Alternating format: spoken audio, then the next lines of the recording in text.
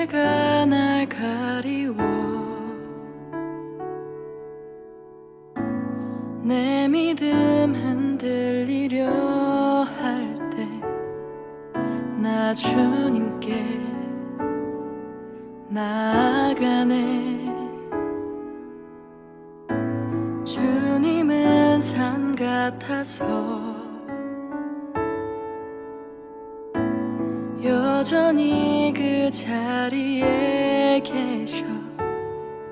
눈을 들면 보이리라 날 위한 그 사랑. 주는 나의 도움이시며 주의 계획 영원하시네. 주의 위엄 앞에 믿음으로 순종해 예배드리리. 주님께서 날 이끄시며 주가 항상 함께 하시네. 주의 사랑 안에 믿음으로 순종해 예배드리리 영원히.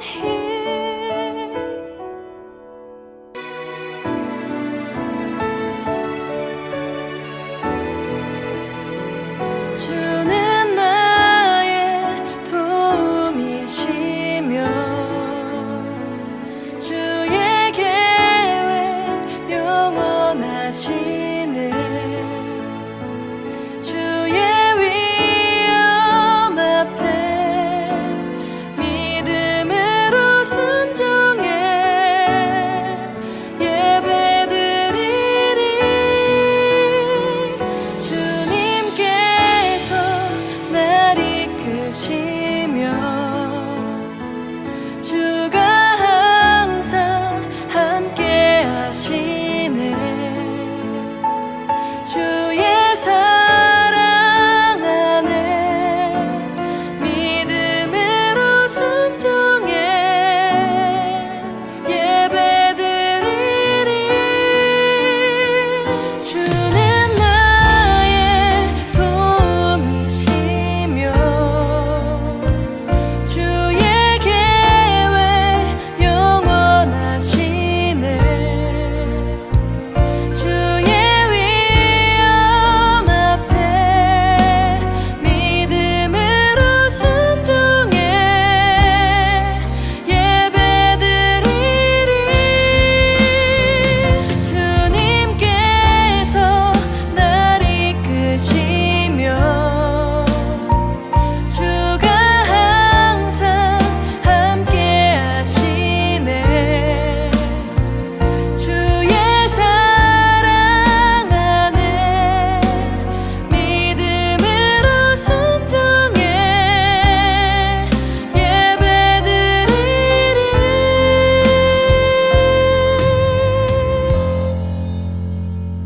영원히.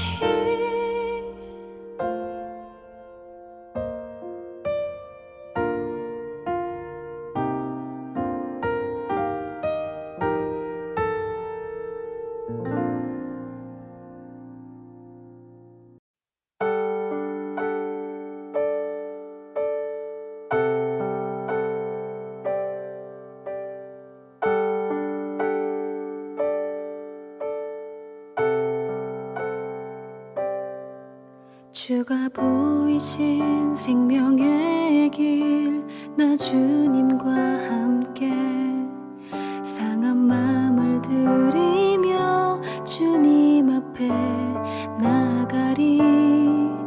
나의 의로움이 되신 주 그 이름 예수, 나의 길이 되신 이름 예수.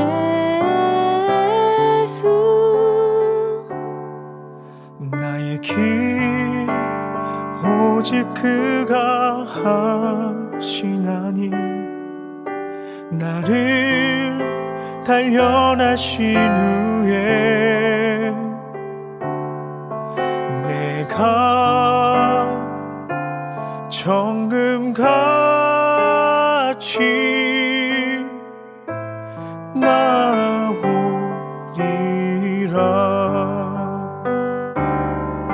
주가 보이신 생명의 길 나 주님과 함께 상한 마음을 들이며 주님 앞에 나가리. 나의 의로움이 되신 주 그 이름 예수, 나의 길이 되신 이름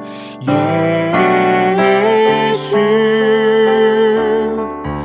나의 길 오직 그가 하시나니 나를 단련하신 후에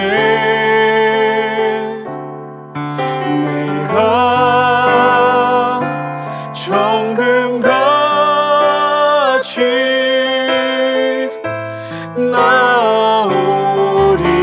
나오리라.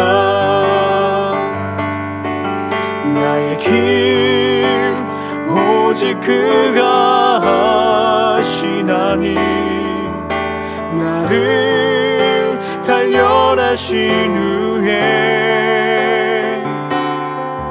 내가 정금같이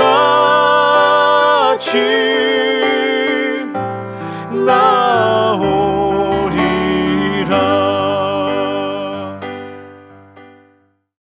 오늘도 619 온전함 기도회에 함께 하시는 한 분 한 분을 주님의 이름으로 축복합니다. 오늘 묵상할 본문은 창세기 40장 1절에서 8절입니다. 말씀을 봉독하겠습니다. 그 후에 애굽 왕의 술 맡은 자와 떡 굽는 자가 그들의 주인 애굽 왕에게 범죄한지라. 바로가 그 두 관원장 곧 술 맡은 관원장과 떡 굽는 관원장에게 노하여 그들을 친위대장의 집 안에 있는 옥에 가두니 곧 요셉이 갇힌 곳이라. 친위대장이 요셉에게 그들을 수종들게 하매 요셉이 그들을 섬겼더라. 그들이 갇힌 지 여러 날이라. 옥에 갇힌 애굽 왕의 술 맡은 자와 떡 굽는 자 두 사람이 하룻밤에 꿈을 꾸니 각기 그 내용이 다르더라.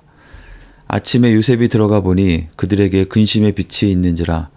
요셉이 그 주인의 집에 자기와 함께 갇힌 바로의 신하들에게 묻되 어찌하여 오늘 당신들의 얼굴에 근심의 빛이 있나이까? 그들이 그에게 이르되 우리가 꿈을 꾸었으나 이를 해석할 자가 없도다. 요셉이 그들에게 이르되 해석은 하나님께 있지 아니하니이까 청하건대 내게 이르소서. 아멘. 요셉에 대한 이야기를 묵상하고 있습니다. 여러분은 요셉의 삶을 바라볼 때 어떤 것이 가장 먼저 떠오르시나요? 요셉의 삶은 사랑받던 아들에서 노예, 그리고 죄수, 그리고 총리로 그야말로 대반전의 스토리를 가지고 있습니다. 그리고 우리는 흔히 요셉이 그 총리가 되었던 그 순간이 억울하게 꼬여만 가던 그의 삶에 모든 것이 보상받고 잘 풀리게 된 대반전의 포인트였다고 생각하곤 합니다. 그런데 성경에 그의 삶에 대한 기록은 그와는 좀 다른 관점으로 기록되어 있음을 발견하게 됩니다. 창세기 37장에 나오는 10대 후반의 요셉의 모습, 아버지의 사랑을 독차지하던 다소 미성숙해 보이던 모습, 형들에 의해 구덩이에 던져졌다가 풀어주기를 애걸하던 어린 요셉. 그런데 창세기 39장부터는 그 요셉의 삶이 상당히 다른 모습으로 나타나게 됩니다. 요셉이 총리가 되었을 때의 나이가 30세였고 오늘 본문에서 왕의 관원장들의 꿈을 해석해 준 때가 그로부터 2년 전의 일이었기 때문에 애굽의 노예로 팔려와서 대략 10여 년의 시간을 보내면서 그의 20대를 살아가던 요셉의 삶에 대한 기록이 39장부터 시작되게 됩니다. 39장 2절은 이렇게 기록합니다. 여호와께서 요셉과 함께 하심으로 그가 형통한 자가 되어 그의 주인 애굽 사람의 집에 있으니. 39장 23절입니다. 간수장은 그의 손에 맡긴 것을 무엇이든지 살펴보지 아니하였으니 이는 여호와께서 요셉과 함께 하심이라. 여호와께서 그를 범사에 형통하게 하셨더라. 애굽의 노예로 살던 요셉의 삶에 대한 반복되는 묘사는 여호와께서 요셉과 함께 하셨고 그래서 그는 형통한 자가 되었다입니다.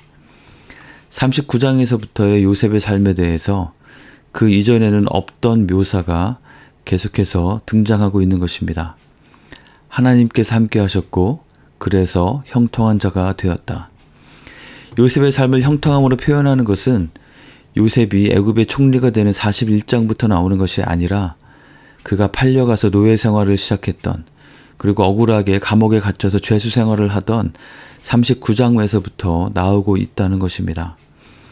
요셉의 생에서 가장 큰 변화는 총리가 되는 순간이 아니라 그의 삶에 대해서 하나님께서 함께 하셨고 그가 형통한 자가 되었다는 묘사가 더해진 39장에서부터인 것입니다. 그렇다면 노예가 되고 죄수가 되는 것이 어떻게 형통한 삶이 될 수 있을까요? 요셉의 형통함의 본질은 그저 어떤 일들이 잘 풀리는 것에 있지 않고 하나님께서 그와 함께 하신 것에 있는 것이었음을 발견하게 됩니다. 내가 원하는 대로 모든 일들이 술술 잘 풀려가는 것이 형통함이 아니라 하나님께서 함께 하시는 것 자체가, 함께 하시는 그 하나님을 늘 기억하고 의식하며 함께 동행하는 삶 자체가 형통함이라는 것입니다.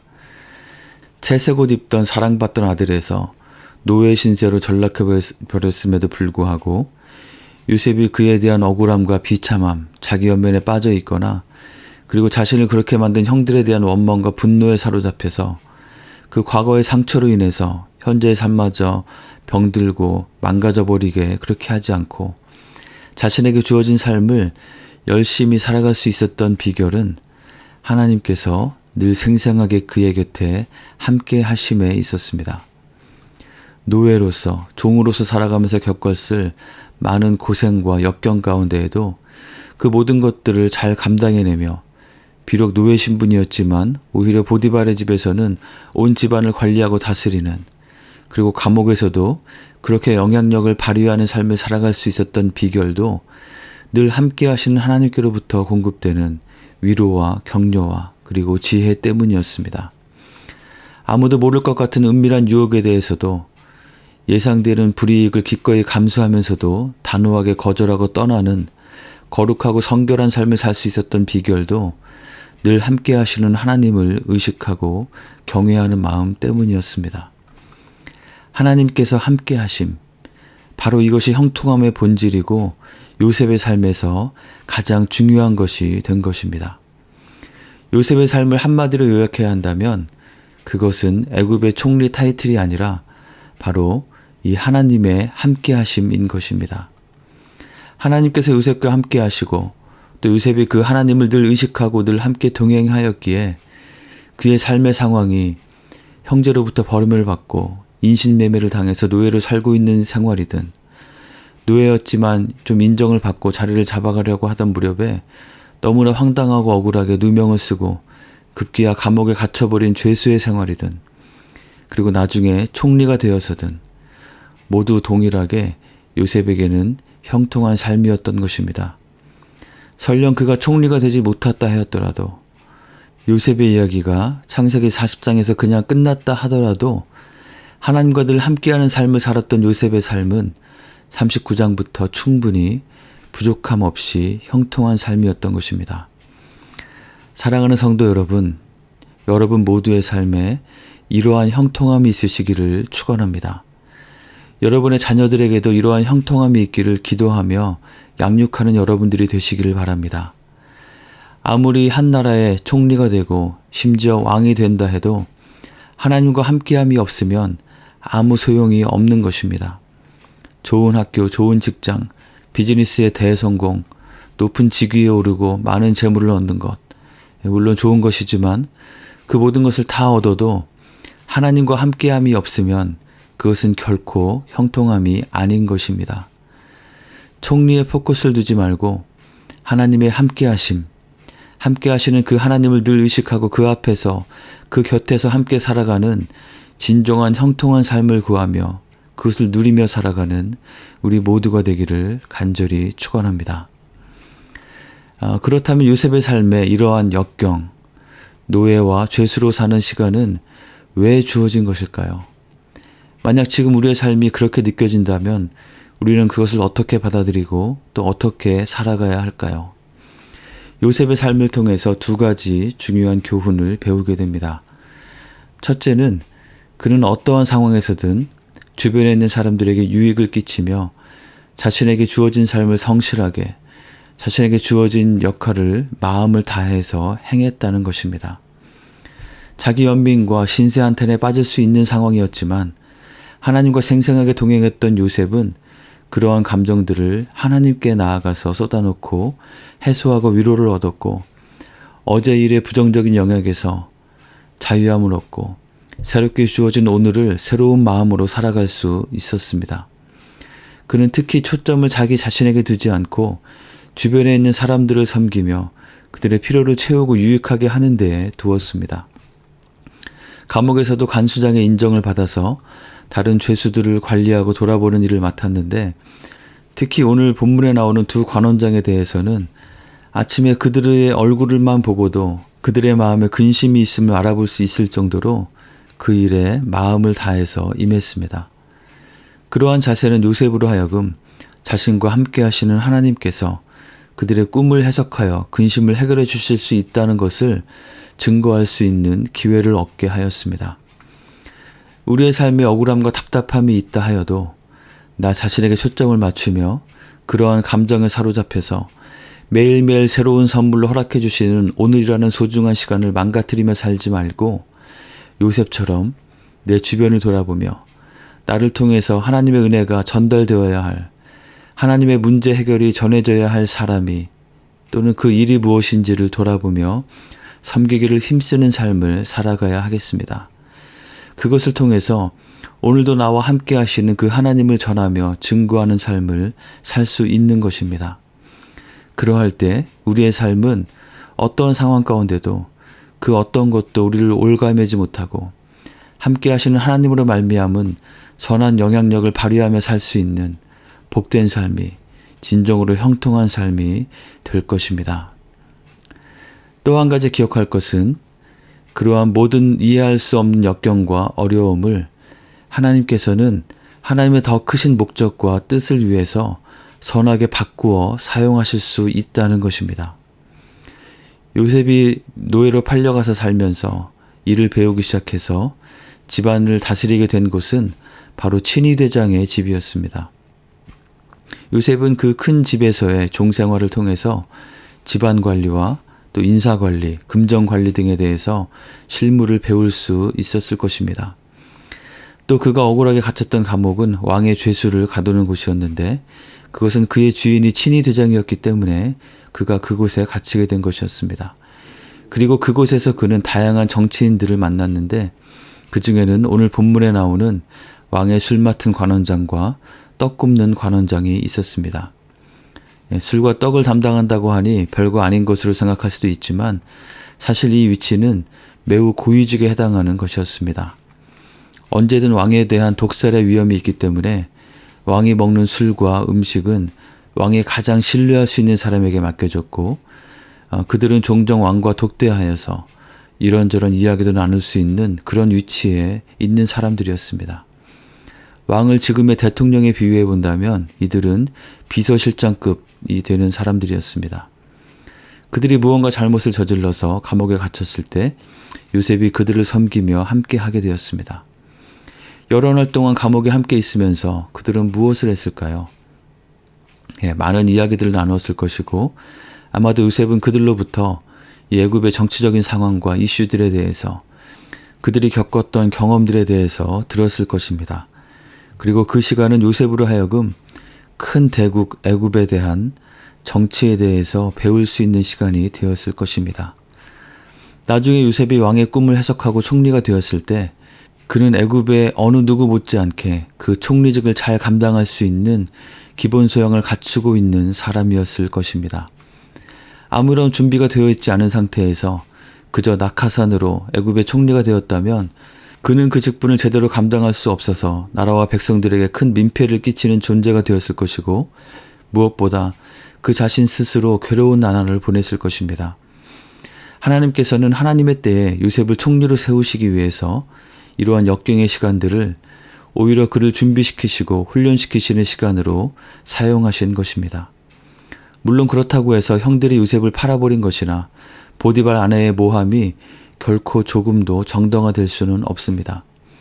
중요한 것은 그들의 악함으로 인해 억울하게 큰 어려움에 처하게 되었지만 악을 선으로 바꾸시고 모든 것을 합력하여 선을 이루실 수 있는 우리 하나님께서는 그 어려운 순간에도 동행하시며 그 상황을 거치는 동안 우리를 단련시키시고 준비시키시고 성장시키신다는 것입니다. 우리의 관심은 나의 삶이 평탄한지 여부가 아니라 나는 과연 얼마나 생생하게 하나님과 동행하고 있는가가 되어야겠습니다. 그리고 함께 하시는 하나님을 늘 기억하고 바라보며 오늘 나에게 주어진 나의 삶의 자리에서 과거의 상처에 얽매이지 않고 지금의 어떤 답답한 상황으로 인해서 주저앉아 있지 않고 새로운 마음으로 일어나 우리 주변을 돌아보며 마음을 다해 섬기며 필요를 채우는 삶을, 나와 함께 하시는 하나님을 증거하는 삶을 살아야겠습니다. 때로 억울하고 너무나 힘든 순간들을 지내는 동안에도 그 시간을 통해서 나를 향하신 하나님의 새로운 계획을 위해서 나를 준비시키시고 단련시키시는 하나님의 그 놀라운 섭리를 신뢰하며 당장 이해가 되지 않더라도 하루하루를 주님 앞에 성실하게 살아가는 우리가 되기를 원합니다. 그래서 우리의 삶이 진정으로 형통한 삶이 되고 그 형통함의 은총이 우리를 통해서 우리 주변에도 흘려보내어지는 복된 삶이 되시기를 주님의 이름으로 간절히 축원합니다. 함께 기도하겠습니다. 오늘 말씀을 기억하며 오늘 하루의 삶이 나의 모든 일생이 살아계신 하나님과 친밀히 동행하는 삶이 되기를 소원하며 구하며 간절히 기도합시다. 그저 내가 원하는 대로 잘 풀리고 세상적인 성공을 얻는 차원이 아니라 함께 하시는 하나님을 늘 인식하고 그 하나님으로 인해 오늘의 삶을 새롭게 성실하게 마음을 다해 또 주변을 돌아보고 섬기며 정직하게 성결하게 살아가는 형통함의 능력이 있는 삶을 살 수 있도록 도우심을 구하며 기도합시다. 우리 마음속에 혹시 삐뚤어진 관점이나 바람이 있지는 않은지 돌아보며 함께 기도하며 나아가겠습니다.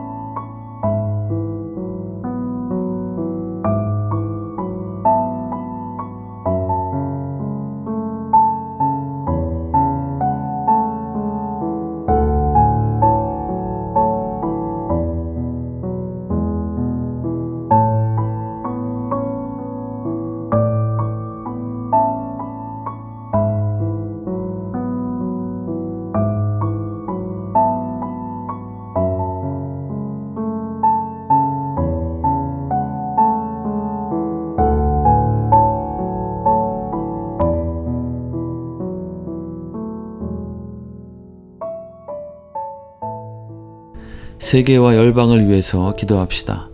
우크라이나, 캄보디아, 필리핀, 동아시아 지역들, 독일의 시리아 난민 사역, 또 브라질로 이주한 아프간 난민들, 우리가 또 기도하고 동역하는 선교지들과 선교사님들, 그리고 현지 교회와 성도들을 기억하며 그들을 위해서 함께 간절히 기도합시다. 그리고 이번 주일은 국내 선교주일로 지키게 되는데 미주 내의 교회들이 건강하게 잘 세워지고 성장해 갈 수 있도록, 특별히 우리 교회가 후원하고 있는 아틀란타 늘사랑 교회와 이상헌 목사님 가정을 위해서 함께 기도하겠습니다.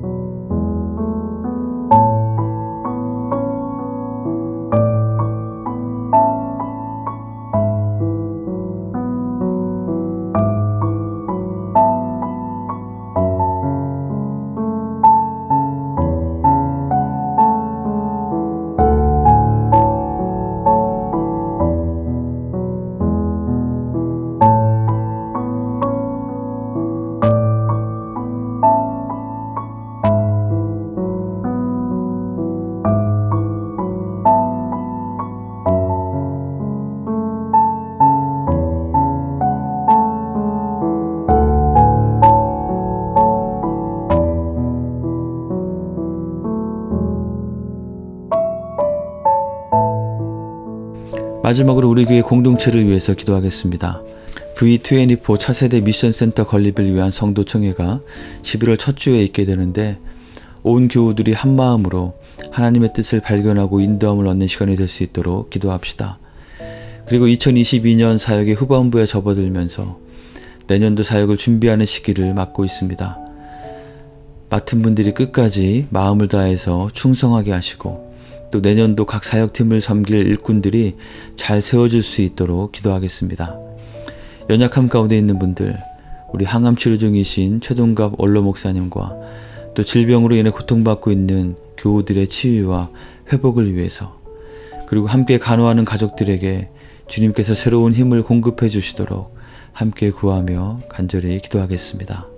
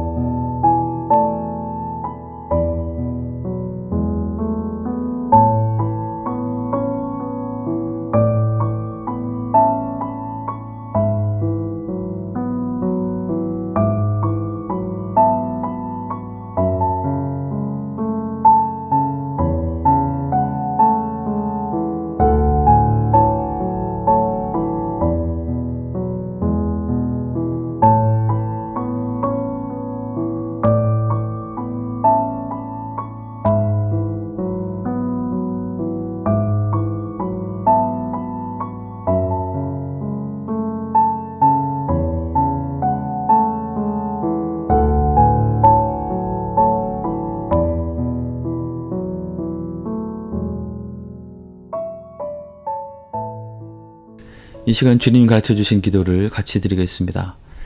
하늘에 계신 우리 아버지여, 이름이 거룩히 여김을 받으시오며 나라가 임하시오며 뜻이 하늘에서 이루어진 것 같이 땅에서도 이루어지이다. 오늘 우리에게 일용할 양식을 주시옵고 우리가 우리에게 죄 지은 자를 사하여 준 것 같이 우리의 죄를 사하여 주시옵고 우리를 시험에 들게 하지 마시옵고 다만 악에서 구하시옵소서. 나라와 권세와 영광이 아버지께 영원히 있사옵나이다. 아멘.